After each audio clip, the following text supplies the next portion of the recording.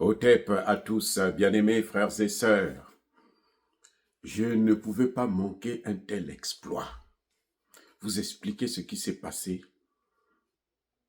ce week-end à Avdiivka, dans la capitale de l'oblast de Koursk, occupée par les Ukrainiens.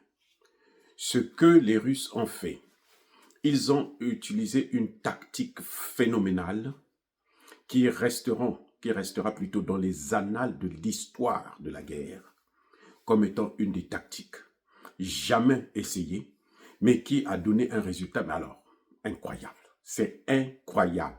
C'est impensable même comment dirais-je, mettre en pratique une telle tactique. Les Russes ont utilisé le gazoduc qui transportait le gaz russe vers les pays comme la Pologne, la Hongrie, comment on appelle ça là, hein, la Slovaquie et autres, en passant bien entendu par l'Ukraine.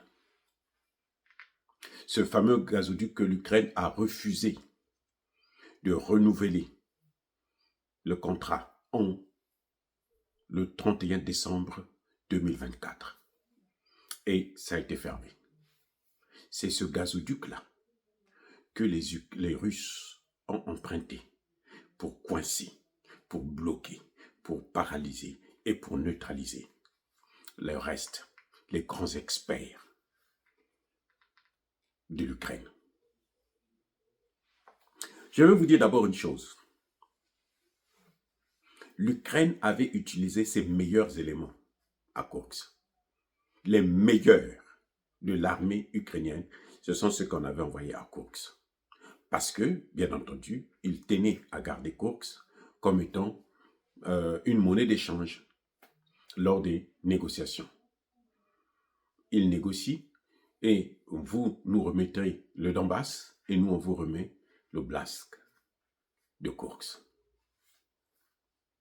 Sur près de 1300 km² que l'Ukraine occupait, il en restait environ 200 à 300 km².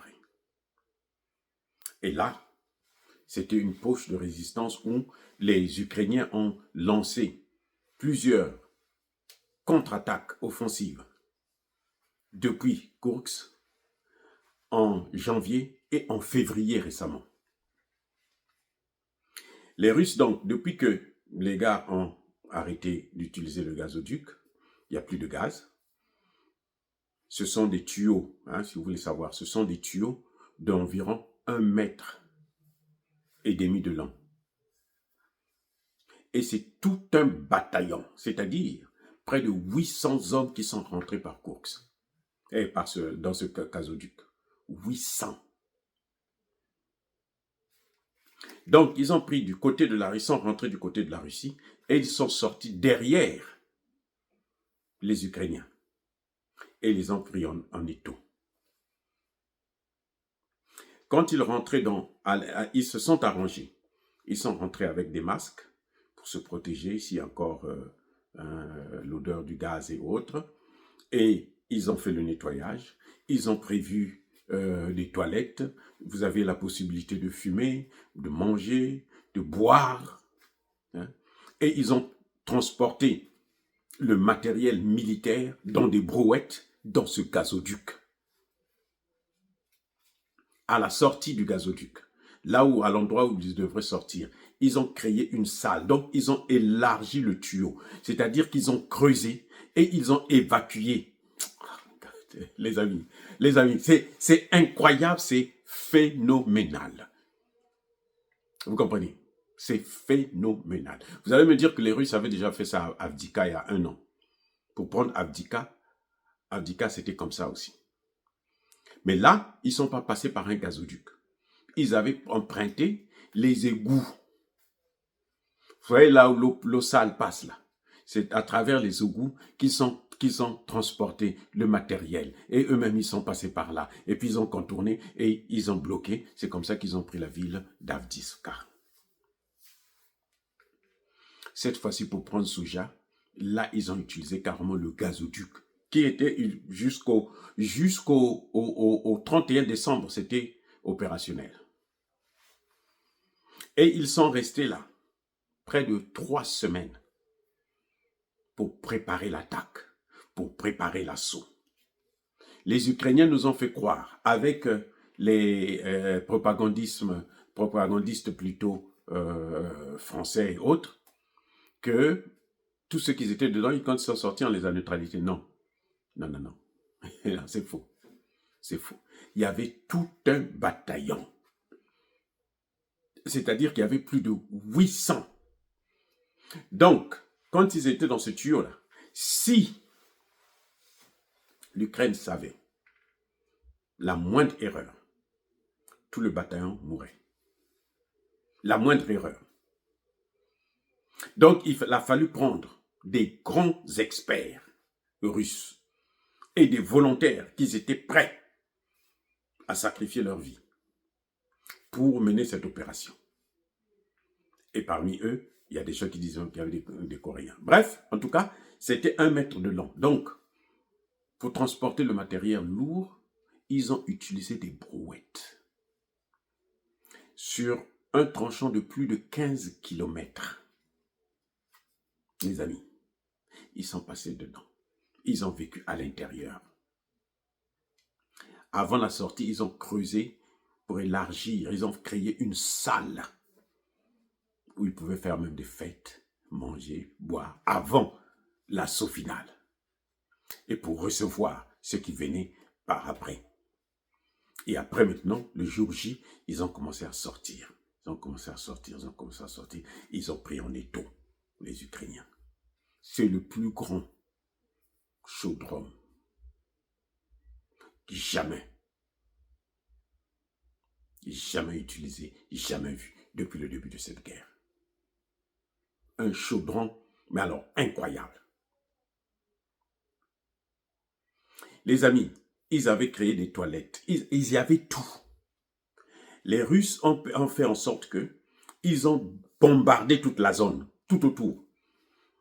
Au point où c'était pas évident de penser qu'il y avait des gens qui pouvaient sortir là. Et puis quand ils creusaient, parce qu'il faut creuser, il faut sortir la terre. Quand vous creusez, ça ne reste pas dedans, il faut sortir ça. Pour sortir ça, pour creuser déjà, ça fait du bruit. Les machines qu'ils ont utilisées là, ça fait du bruit. Et ils utilisaient donc les bombardements. Au moment où ils sont en train de creuser, on utilise des bombardements comme ça. Le bruit là, personne ne peut savoir que là, on est en train de creuser un trou. Les radars américains n'ont rien vu, n'ont rien compris. Ils ont bombardé, détruit tous les ponts qu'il y avait autour. Les Ukrainiens qui ont pu fuir ne pouvaient pas partir avec le matériel militaire. Ils devraient partir à pied. Le peu des Ukrainiens qui ont pu fuir pour sauver leur vie. Ils ont récupéré encore des Abrams et autres. Les amis, ça dit que c'est juste incroyable. L'armée russe qu'on disait être, c'est pas une armée, mais non, mais ça dit qu'ils sont exceptionnels. Ça a été la route de l'enfer. Après, quand ils sont sortis là, les Ukrainiens étant coincés, ils ne pouvaient plus faire autrement. Ils n'avaient que le choix, ou de fuir et tout laisser sur place, ou de se rendre, ou bien les affronter, et puis se faire massacrer. C'est différent de la route de l'enfer des Américains en Irak. Ils ont dit aux Irakiens qui avaient occupé le Koweït, ils ont dit, vous devrez quitter le Koweït jusqu'en Irak à pied. Vous n'amenez rien. On ne va rien vous faire. Mais repartez chez vous. Les Irakiens ont dit, bon, on ne va pas combattre. On ne va plus combattre. On va partir. Quand ils sont partis, arrivés au milieu du trajet, les Américains ont dit, c'est le moment de les neutraliser. Ils ont utilisé le napalm. Le napalm, ça brûle. C'est du feu. ils ont utilisé le phosphate blanc. C'est un génome. Je ne veux pas dire le mot en entier, mais c'est un génome. Ce que les Américains ont fait aux Irakiens. George Bush jusqu'à la fin, George Bush le père, jusqu'à ce qu'il parte au repos éternel, ou si c'est l'enfer éternel, je n'en sais rien, ou l'agitation éternelle, il a dit la plus grosse chose que je n'ai jamais pu, qui ne m'a jamais permis de dormir correctement, c'est de voir ces images, ce qu'on a fait de ces gens. On leur a promis, on ne va rien vous faire, repartez seulement chez vous. C'est comme vous voyez comment vous les appelez, les Rwandais qui sont aujourd'hui dans le Nord Kivu. L'armée américaine leur dit, bon, vous avez occupé le Nord Kivu, maintenant ça suffit, repartez chez vous, on ne vous fera rien. Ils sortent de leur cachette, tous en groupe, ils décident de partir. Quand ils arrivent après la frontière, par exemple, avant de vraiment rentrer en profondeur au Rwanda, on les brûle tous. Vous allez me dire que ça, c'est la guerre? Que nous sommes forts? Les amis, dites-moi, c'est ça la guerre? Ou ça, c'est un génome? C'est ça qu'on a fait aux Irakiens. Les Russes n'ont pas fait ça. Ils n'ont pas utilisé le napalm, ils n'ont pas utilisé le phosphate blanc. Ils ont dit seulement, vous partez, ou bien vous êtes terminés. Ils ont pris soin de casser tous les ponts, détruire tout. Donc le matériel militaire ne peut pas se déplacer. Ça reste en Russie. Et vous allez voir ça bientôt encore, d'autres Abrams à la place rouge, au musée. Les gains de la guerre. Les amis, ça a été exceptionnel de la part des Russes de mener une telle opération très hautement risquée, mais contourner non seulement les Ukrainiens, mais aussi tous les satellites occidentaux qui surveillaient Koursk parce qu'ils ne voulaient absolument pas que Koursk tombe dans les mains des Russes, que ça revienne, quoi. Et vous avez entendu des propagandistes dire que non, voilà, ils ne peuvent pas prendre Koursk, on va échanger Koursk, c'est fini. Koursk, c'est fini, il n'y a plus rien, c'est fini. C'est fini. C'est dommage que ça soit ainsi, mais les Occidentaux ont toujours voulu des affrontements. Mais cette fois-ci, ils sont tombés sur un os. Et ce ne sera pas du gâteau. Les amis, encore une fois de plus, soyez bénis, abondamment bénis par le Dieu des Kémites et par nos ancêtres angélisés.